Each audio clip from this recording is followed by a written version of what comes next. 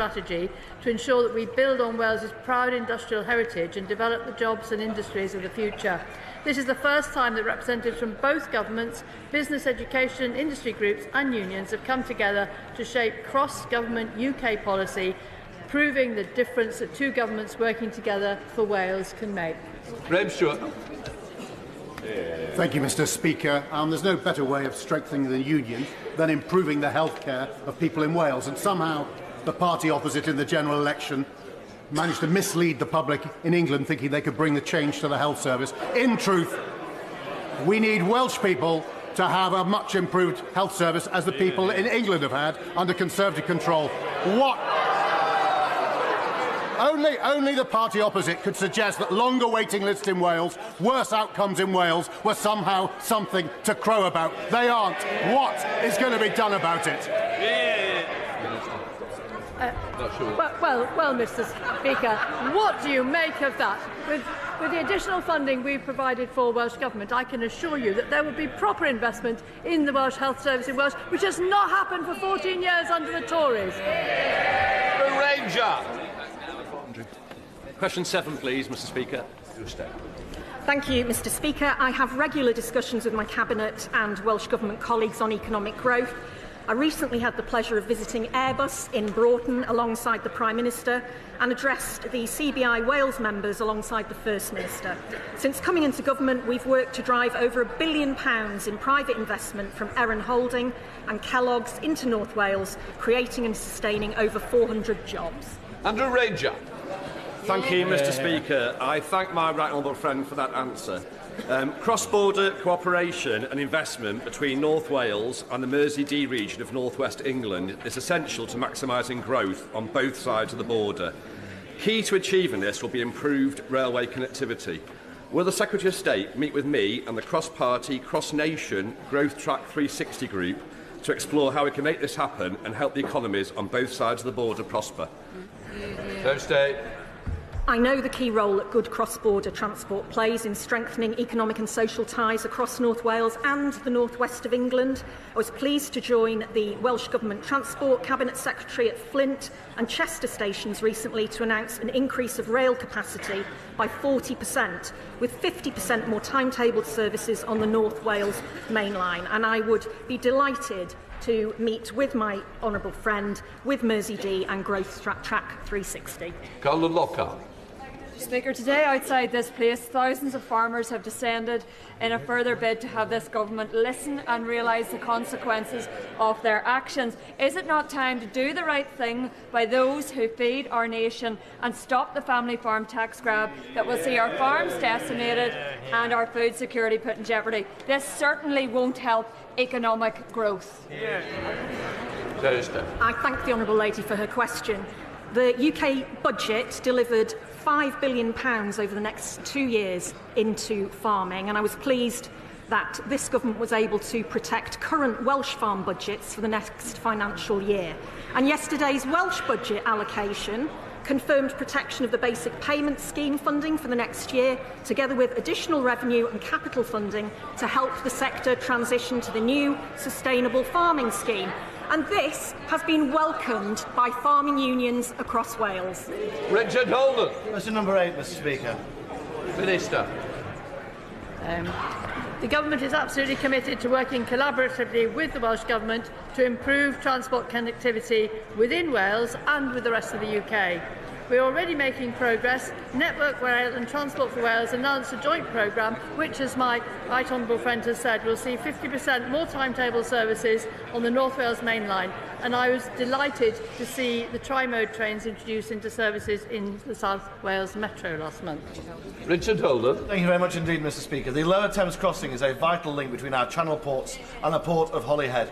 Will the Minister lobby the Welsh Government? I know that they're Labour against new road building in Wales, but it's a vital piece of transport infrastructure for our whole country to connect our channel ports all the way through to that North Wales corridor. So will the Minister give the commitment to actually argue for it in Wales and for an entire United Kingdom?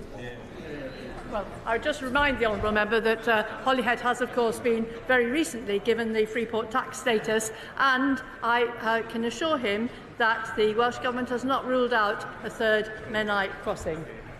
Catherine Fuchs. Mr. Speaker, does the Minister agree that casualties falling by a quarter on 20 and 30 miles an hour roads last year, in terms of our transport policy in Wales, will be of great comfort to schools like Osbaston in my constituency, but also parents like Rhiannon in Flintshire, who praise the scheme for helping to save her son's life after he was hit by a car? Yeah.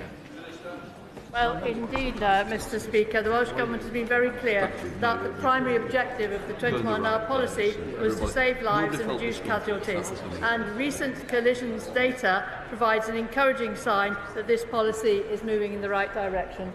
Adam Jogi. Speaker. Minister. Mr. Speaker, the Government holds regular discussions with the Welsh Government on tackling violence against women and girls to help drive forward the Government's ambition to halve violence against women and girls in a decade.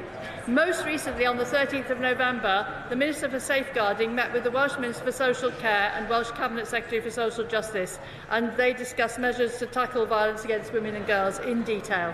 Adam Jogi. Thank you, Mr. Speaker. The safety of women and girls is important in Newcastle and Lyme as it is up and down our United Kingdom. Now, the Welsh Government has had a violence against women strategy since 2022. Sadly, the previous government didn't have one for my constituents in England. So can the Minister set out what lessons this new government can learn from the Welsh Labour government, keeping our women and girls safe? Well, indeed, as my honourable friend says, the Welsh Government's violence against women and girls strategy has been pioneering delivery on this important issue for 2 years now. The UK Government's aim of halving violence against women and girls in a decade is ambitious, and learning lessons from the Welsh Government really will help. South Wales Police have introduced new measures as part of their long-standing commitment to tackling violence against women and girls, including the Cardiff Safety Buses, which have received national recognition for their work, safeguarding more than 3,000 vulnerable people on the streets of Cardiff since September 2021.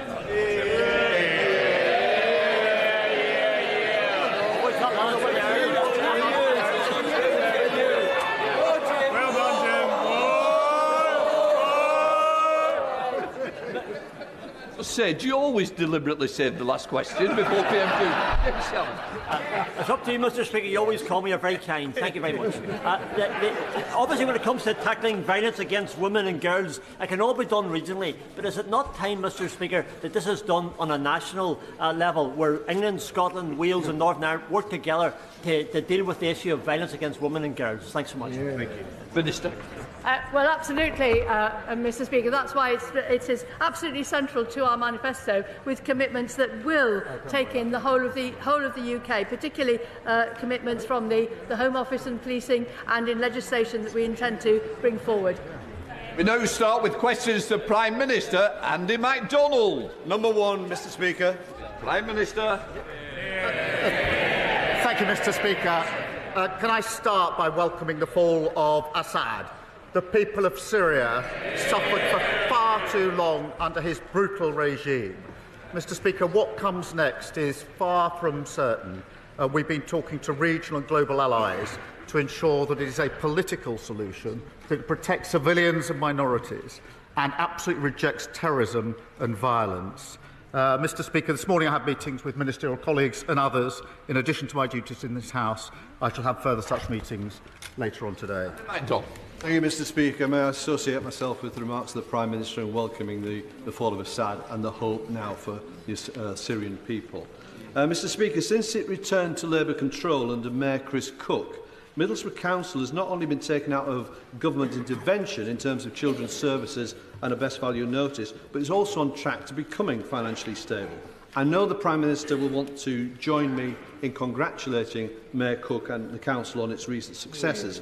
But after 14 years of Conservative austerity, can the Prime Minister confirm that the spending review will not simply end, but will unwind austerity and provide the resources councils need to properly serve our communities? Prime Minister. Well, I join him in paying tribute to the Mayor and all local representatives across the country who do a fantastic job, even when funding was cut to the bone under the last 14 years of the Tory government. Mr. Speaker, we're boosting local government funding by £4 billion, investing £1.6 billion to improve roads. And I was proud to see the work on the carbon capture cluster in Teesside, which will create 2,000 new jobs. Leader of the Opposition, Kemi Badenoch. Mr. Speaker, last week the Prime Minister didn't seem to want to talk about appointing fraudsters to his cabinet. In fact, he seemed to want to talk about immigration. So let's talk about immigration. Yeah. He has relaunched yet again. Many new targets, 6 milestones, 5 missions. But why was cutting immigration not a priority? Speaker, I'm glad she now wants to talk about immigration. Last week she said she didn't, and for good reason.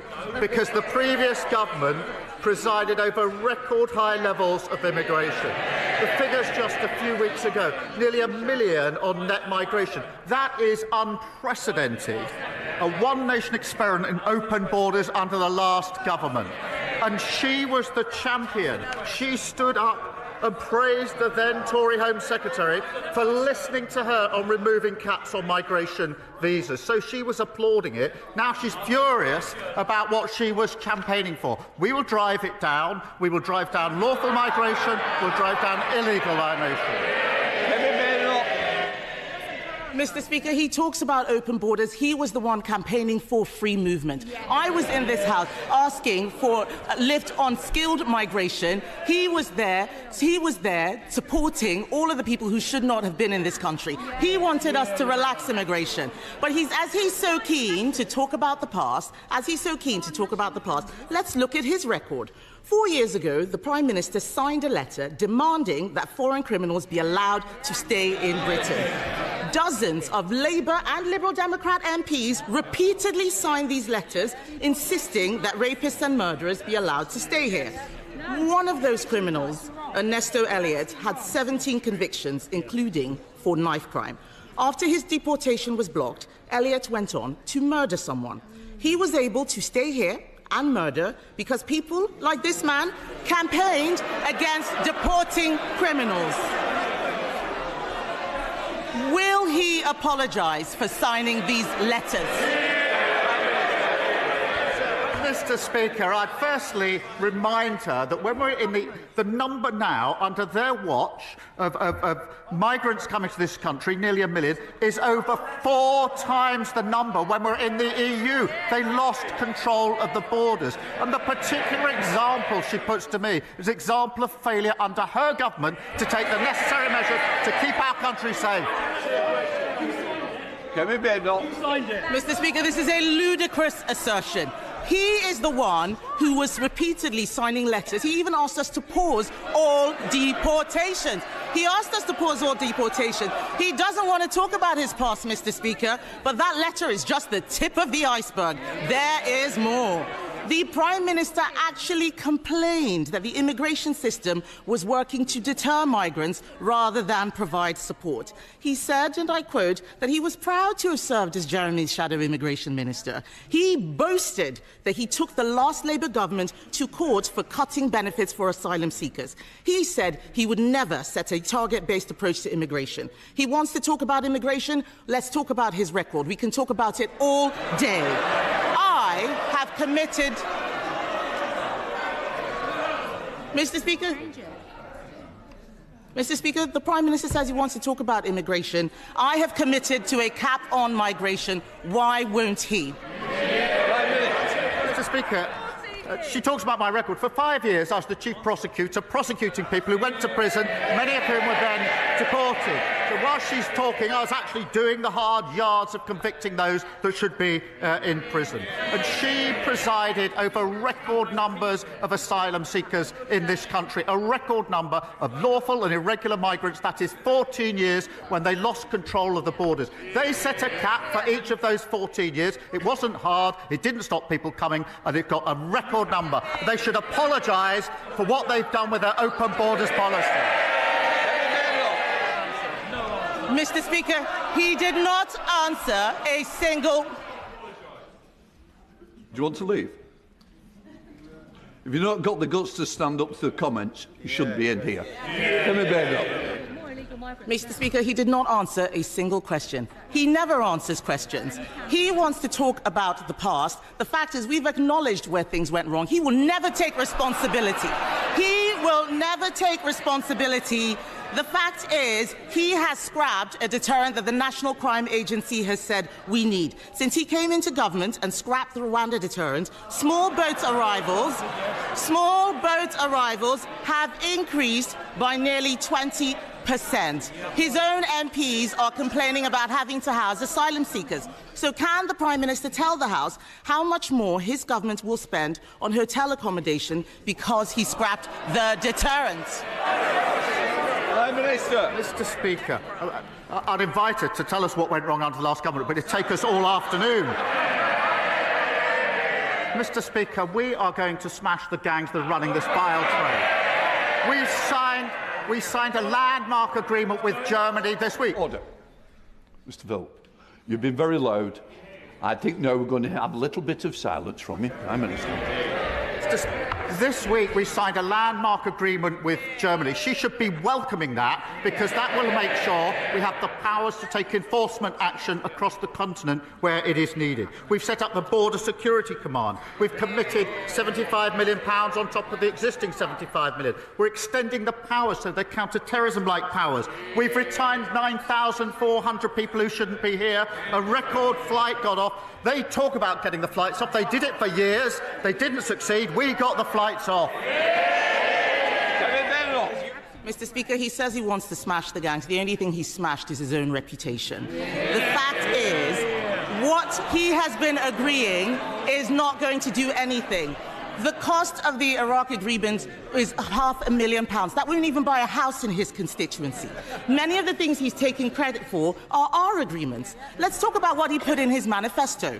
The Prime Minister promised to end asylum hotels. He promised, he's the Prime Minister now, he promised, but in Altrincham and Peterborough, his government is expanding the use of asylum hotels because he unilaterally disarmed the deterrent. In fact, Mr. Speaker, a man who arrived by small boat told Sky News he was happy Labour were in power. That man said the Conservatives, and I quote, wanted to deport us, but Labour are making the procedure easier for us. He's right, isn't he? Prime Minister. Mr. Speaker, I really thought she should welcome the Iraq deal. Anybody who wants to deal with this vile trade would have welcomed it. She should also welcome the German deal that we did this week. Many of the boats that are finding their way to the Channel are coming through Germany. That is well documented. There's been a difficulty in taking enforcement action, which if she spent more time researching that than her terrible jokes, she would know about. And we have signed an agreement to smash and take enforcement action in Germany to stop those boats getting to the coast. That is effective action. She should welcome it. It's really good news. All law enforcement think it's a good thing. Why does she think it's a bad thing? Because the numbers are going up, Mr. Speaker, under his watch. The Prime Minister has consistently backed criminals over law-abiding British people. He defended terrorists like Hizb ut-Tahrir in the European Court. He argued all immigration law had a racist undercurrent. He voted against life sentences for people smugglers. He voted against more than 100 measures to control migration. He even said it was wrong. He even said, Mr. Speaker, that it was wrong when the Conservatives took away Shamima Begum's citizenship. Now he has appointed her defence lawyer as his Attorney General. Mr. Speaker, events in Syria mean we may see more small boat arrivals. For once, will he take the side of the British people and strip citizenship from jihadi terrorists and supporters of Assad who want to come back and destroy this country? Prime Minister. Mr. Speaker, I was Director of Public Prosecution for 5 years. Unlike anyone on their benches, I was prosecuting for 5 years hundreds of thousands of criminals. That includes huge terrorist gangs, rapists. I was working for 3 of those 5 years with the then Home Secretary Theresa May, who commended the work that I did at the end of those 5 years. So for her to stand there and say, I haven't done anything in law enforcement, I dedicated 5 years of my life to law enforcement, locking up criminals, which is more than she can say. And it would be easier to take the opposition seriously if they actually got serious. Not a slither of remorse, not a hint of contrition. It's like the arsonist complaining about the people who are trying to put the fire out. And all they do is come every week with more and more complaints. Just wait till they get their hands on the people that created the mess that we are clearing up. We're fixing the economy, we're ending their open borders policy, we're taking down the waiting list. That's what people voted for. We're delivering it. No law. Mr. Speaker, since in the last couple of months, since I spoke to the Prime Minister here about the need for social and industrial investment in Cornwall, we've had a fresh tranche of shared prosperity funding, a huge boost to international interest in our most cleanest energy industries, and we've had a roadmap to greater political autonomy that reflects Cornwall's unique national identity. Will the PM join his minister on that visit in the spring to meet with the industry firsthand and spell out a roadmap for Cornwall to helping Britain become a clean energy superpower? Prime Minister. Mr. Speaker, I thank my honourable friend. He's a champion of the extraordinary potential of Cornwall, particularly in our transition to clean power by 2030. Next week we'll publish our English devolution white paper, setting out our ambitions to move power from Westminster into every part of England, including Cornwall. And I know he and his colleagues are meeting the Deputy Prime Minister to discuss this next week. Leader of the Liberal Democrats, Sir Ed Davey. Thank you, Mr. Speaker. While Syrians are rejoicing at the overthrow of the brutal Assad regime, many people there and around the world are worried about what comes next, as the Prime Minister indeed said, with the threats of extremism, ISIS terrorism and unsecured chemical weapons. Only an open political process can bring peace and stability, but that will require the full backing of the international community. So does the Prime Minister share my concern that President-elect Trump said about Syria, and I quote, "The United States should have nothing to do with it"? If America walks away and steps away, will he step up and work with other allies to provide British leadership over Syria? Prime Minister. He's right to say this is a very serious moment. We all welcome the fall of Assad. I hope this can be a turning point for Syria, a much-needed turning point, but that is by no means guaranteed, and that is why we've been speaking intently and intensely with our allies in the region across the globe about how we ensure that this is peaceful, it is political, and it's a rejection of terrorism and violence. This could be a turning point, but in the past we've always thought that what comes next is necessarily better. That hasn't turned out to be the case, and that's why we're working so hard on this and showing the leadership that he and the House would expect from this government. Sir Ed Davey. Can I thank the Prime Minister for that reply, and I hope we can continue to work on a cross-party basis to do Britain's role in securing peace and stability in the Middle East. But moving on to another subject, Mr. Speaker, British farmers are the best in the world. Yeah. They are the best in the world because of our tradition of family farms, where from generation to generation a commitment to high-quality food, to our precious environment, animal welfare, is passed down. But family farms were let down badly by the last Conservative government, with their botched transition to new payment schemes and their unfair trade deals with Australia and New Zealand that have undercut British farmers. Now, many family farms feel the government's budget will be the final blow. So will the Prime Minister change course and recognise the vital role that British family farms play? Yeah. Prime Minister. Mr. Speaker, as he knows, we put £5 billion into farming over the next 2 years. That's a record number under the budget. Last week alone, £350 million to support farmers in the United Kingdom. That does contrast with the last government, who was an underspend of £300 million in relation to farmers. In relation to inheritance tax, as he knows, in a typical family case, the threshold is £3 million, and therefore the vast majority of farmers will be unaffected, despite the fear-mongering of the party opposite. Bill Brittle. Speaker, places of worship are vitally important, not just for practising one's faith, but also for local heritage. The government's Places of Worship grant scheme currently provides much-needed tax relief for religious buildings in need of renovation, but is scheduled to end next year. What assurances can the Prime Minister provide my constituents that the government will continue to support restoring our much cherished places of worship, such as Holy Trinity Church in Horwich? Prime Minister. I thank you for that question and recognise the important roles that these buildings play at the heart of communities, particularly, Mr. Speaker, at a time like Christmas.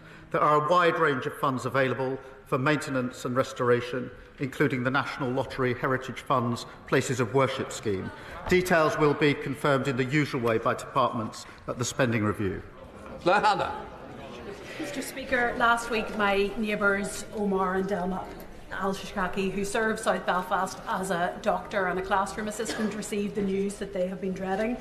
Dalal's mother and brother were among 23 Gazans killed in their tent by an Israeli airstrike in the so-called humanitarian zone of Al-Mawasi, and other family members are fighting for their lives in a barely functioning health system. Prime Minister, the crisis in Gaza is getting worse and not better. None of us in this chamber can end their nightmare, but we can do more. This government have rightly used every tool at their disposal, sanctions on arms and trade and officials against Putin's Russia. When will Israel be held to the same standards for genocide? When will this government confirm further sanctions, recognise the state of Palestine and offer some hope to beleaguered Gazans and many millions who are watching on in horror? Prime Minister. Can I start by saying I'm sorry to hear of the dreadful loss of the families of her constituents. There have been far too many examples like that. I was pleased to see that there's now a ceasefire in Lebanon. We desperately need that now in Gaza, something we've been pressing for some time. There's intense talks going on to that end at the moment, as she knows. That would provide the space for the hostages to be allowed out. They've been there for a very, very long time. Desperately needed aid to go in at speed and at scale, but also opens the potential for the pathway to the two-state solution, which I believe is the only peaceful way to resolve this ongoing conflict. Katrina Murray. Thank you, Mr. Speaker. My constituents in the east of Kirkintilly are experiencing a housing emergency. Not enough houses for families or for those fleeing domestic abuse, and what houses there are in drastic need of repair. Does the Prime Minister agree with me that the Scottish Government should be prioritising repairing this housing emergency, but also the funding of local authorities to address this crisis of their own making? Prime Minister. Well, I'm grateful to her for raising this, because in Scotland, house building has ground to a halt. Homelessness is at record numbers. Children in temporary accommodation, record numbers. And that this budget was the biggest settlement for Scotland since devolution. So they've got the powers, they've got the money. What they haven't got is any more excuses. Thank you, Mr. Speaker. The people of Thornbury have been promised a new health facility for more than 20 years, but have seen every proposal fall by the wayside. That's why it was a great relief to residents when the Health Minister confirmed to me in writing that the funding to rebuild the centre would be made available. However, we are still months away from seeing the final plan signed off, never mind having spades in the ground. So what reassurances can the Prime Minister give me and my constituents that this isn't just another hollow promise, and that the proposals will be approved swiftly once they hit the Health Secretary's desk? Well, I'm grateful to her for raising that, and it's obviously a cause of concern for her constituents. And we are determined to fix the broken NHS that we inherited from the party opposite. And we've set out our targets in the plan for change last week. As she knows, the Department for Health, NHS England and the Local Care Board are working together to deliver for patients in her constituency. It is important, as she'll appreciate, that we go through the proper business case as part of this rebuild. But what I can make sure is she gets a meeting with the relevant minister to be updated on behalf of her constituents. Peter Lamb. Thank you, Mr. Speaker. Following years of real terms cuts to their funding, St Catherine's Hospice, serving my constituency of Crawley, has recently made a number of redundancies. Palliative care is hugely important to our communities, and I pay tribute to them for their work. Can the Prime Minister join me in thanking the work of St Catherine's and outline how the Government will look to support palliative care moving forward? Prime Minister. I will join him in that and recognise the vital role that hospices play in providing support to people at the end of their life and understand the challenges that they face. Most hospices receive funding by providing NHS services, and funding will be set out in the usual way. Thank you. Jerome Mayhew. Mr. Speaker, losing a farm is not like losing any other business. It can't come back. Now, those are the words of the Prime Minister, those that he said to the NFU in order to get their votes. So can the Prime Minister understand why farmers in Broadland and Falkland and around the country now think that his administration is duplicitous? Mr. Speaker, I think everybody welcomes the £5 billion over the next 2 years that we put in the budget to... Well, they shake their heads. I'm afraid they do. £350 million in the last week alone, compared with the £300 million underspent by the last government. On the threshold, as he well knows, in an ordinary family case, the threshold is £3 million, and that means the vast majority of farmers will be unaffected. Joyce Dewbray. 14 years of the party opposite gutting local government has left councils having to make. My constituents were recently shocked when Cannock Chase District Council proposed the closure of the Museum of Cannock Chase and the Prince of Wales Theatre. Can the Prime Minister ask the Culture Minister to please, and his officials to please meet with me to see what can be done to save our museum and theatre? Mr. Speaker, they groan at the question that the Leader of the Opposition was saying they're coming to terms with their failures. Well, they're obviously struggling just a bit. I understand there's been a huge loss to his constituency. Councils across the country were at the front line of the last government's ruinous economic failure. We announced £4 billion in additional funding for local government, a real terms increase in core spending power. We will continue to do so, and I will make sure that he gets a meeting with the relevant minister. Chris Law.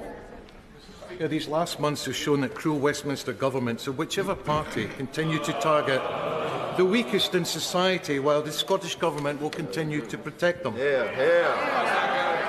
Whilst the Labour Party have voted to continue the two-child benefit cap from the Conservatives, the SNP are abolishing it. While the Prime Minister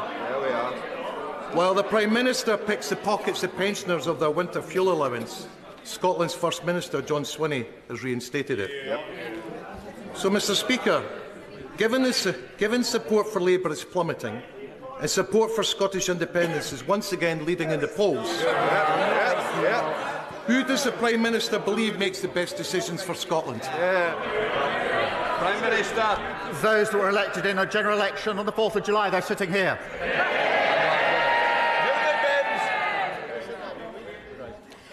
In centuries past, the three rivers that converge on the centre of Carlisle have made the city highly defendable against invading armies. However, in 1985, 2005 and 2015, those same rivers overpowered the city, leaving thousands devastated by flooding.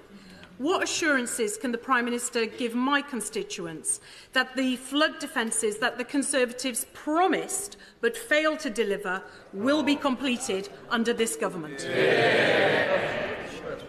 Can I start by wishing her a happy birthday? She raises a really important matter for her constituents who faced appalling flooding too many times, and the last government left our defences in a state of absolute disrepair.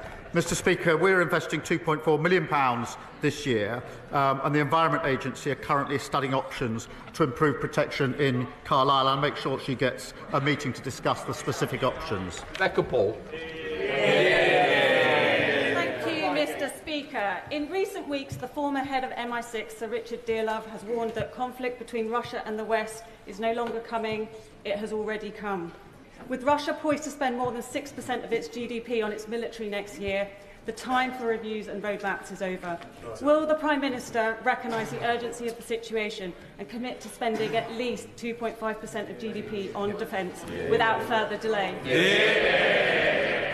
Well, Mr. Speaker, she's right about the importance of national security, particularly at the moment. At the budget, we delivered a £2.9 billion increase in the MOD budget. We're pleased to deliver the largest pay rise for our armed forces in 22 years, and we'll set out the path to 2.5 in due course. That target, of course, was last met under the last Labour government. It wasn't met once in the 14 years that they were in power. Right, McNally. Mr. Speaker, in October 2023, my constituent Mark Somerville received the shattering news that at 43 he had motor neuron disease. Since then, he has set up the Mark Somerville Foundation and is doing incredible work to raise awareness of the condition. Mark is in the gallery today and will speak to MPs later about living with MND. Will my right honourable friend join me in recognising the work of Mark and his foundation and commit the government to doing all it possibly can to support efforts to find a cure for this devastating disease?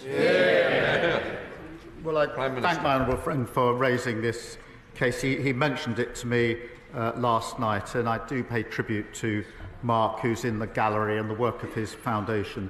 This diagnosis can so obviously be absolutely devastating, and it's testament, if I may say so, to his bravery and compassion that he is raising awareness of the condition. I think many of us would question whether we're capable of doing what he's doing, given the diagnosis that he's had. Last week, of course, Mr. Speaker, I paid tribute to the inspirational Kevin Sinfield, another incredible champion. And I say to both of them, all those campaigning, we stand with you in this fight. Sir Ian Duncan-Smith. Mr. Deputy Speaker, the Ron Cornelius has been detained in Dubai for 17 years. His property was seized in what is a very unjudicial process. The Prime Minister has been to UAE. I want to ask the Prime Minister whether, when he went there, did he now demand that Ron Cornelius was freed, given that the United Nations came to the conclusion that his detention was arbitrary and in violation of international law, and following that, would he now make Magnitsky sanctions deliverable on those who are responsible for this after he is released? Prime Minister. This is an important case, and of course it's been raised by the government a number of times, including by the Foreign Secretary as part of the trip that I was on. I myself raised human rights issues, but it is a serious case. We'll continue to press for the outcome that I know he and his family desperately want. Sarah Owen. Thank you, Mr. Speaker. Stellantis could not have asked for more from the workers at the Luton plant. Like every generation of Vauxhall worker in Luton, they meet every target set. They make every innovation demanded of them. They never give up. Contrast this with Carlos Tavares, the CEO, who days after making the decision to threaten over 1,000 jobs in Luton, quit. Does the Prime Minister agree that in light of this sudden departure of the CEO, Stellantis should review this decision? Do what's right by our town, stay put for good, or until an alternative is found to ensure Luton's manufacturing history is also our future? Prime Minister. I thank you for raising it, which is it's obviously an issue of grave concern to her constituents, and the government is totally committed to supporting the workers and their families at this uncertain time, and the Industry Minister will meet the company this week to discuss plans for workers and the site to ensure that dedicated support is in place. We'll continue to do so because I know it's an issue of considerable concern to her constituents. Joshua Reynolds. Ben and Henry, otherwise known as the Ocean Oarsmen, will be rowing across the Atlantic next year for Alexander Devine Children's Hospice in Maidenhead, with a target of raising £50,000. This hospice, Thames Hospice and many others, though, are struggling with rising costs and the planned increase in employers' national insurance. So will the Prime Minister join with me in wishing Ben and Henry the best of luck on their journey and take this opportunity to scrap the NI rise for hospices? Well, can I pay tribute to Ben and Henry and everybody supporting their campaign? It's obviously an important issue. The funding arrangements will be set out in due course. For retail workers in Bolton North East, the busy Christmas season is overshadowed by shoplifting, which Usdall's latest survey identifies as the leading trigger of abuse, threats and assaults. As the police drop in Bromley Cross, officers welcomed this government's commitment to clamping down on low-level shoplifting and prosecuting repeat offenders.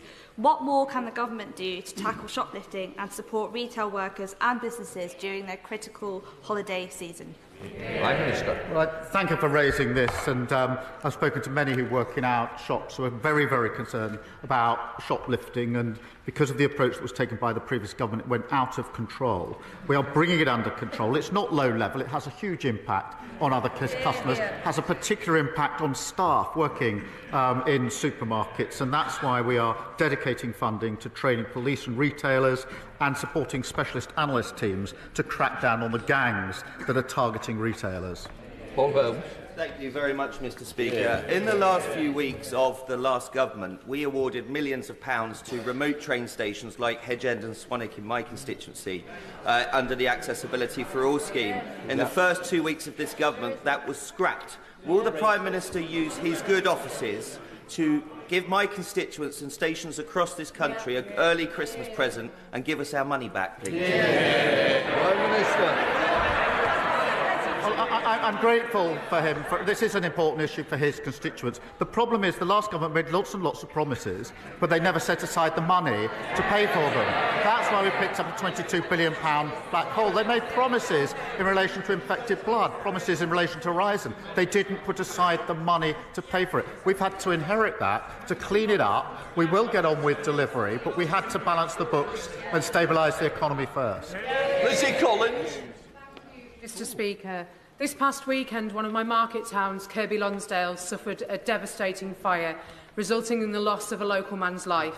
The whole town centre was closed and many local businesses have been affected. Sunday was meant to be a day of celebration with Christmas markets, family games and community events, and instead the town faced a tragedy. Can the Prime Minister tell me how the government can support communities like Kirkby Lonsdale to rebuild and recover after tragedies such as this? Prime Minister. I'm grateful to her for raising this awful situation, and I think all of us can only imagine the impact that this must have had on the town, on the families and the friends of the victims of this awful tragedy. And I commend the community, which has come together in an extraordinary way in the aftermath of this awful event. I'll make sure she has a meeting with the relevant minister to discuss how the government can support her community at this vital time. Final question, Ellie Chance. Thank you, Mr. Speaker. This week I was contacted by my constituent Sally. She's a GP and she'd called 999 on Monday for a critically ill patient to try to get an ambulance, but couldn't because they were all stuck outside Hereford A&E waiting to unload their patients. At the same time, we know that across the country, medically fit patients are unable to be discharged because of the social care crisis. So can I ask the Prime Minister, what is he doing to fix social care, to fix patient flow through hospitals, so that ambulances can get back to saving lives? Well, I'm grateful to her for raising this case, and it's awful, an example that is all too common because of the fact that the last government broke the NHS, and she'll have seen the Lord Darcy report that we published on the state of the... No, they should be utterly ashamed of themselves in relation to what they did to our NHS. But she raises a really important point. That's why we put a record amount into the NHS in the budget, £25 billion. We've set out in our priorities what we need to do with the NHS. We'll work at pace on this as hard as we possibly can. She's right to raise it. They should hang their heads in shame. That completes Prime Minister's questions.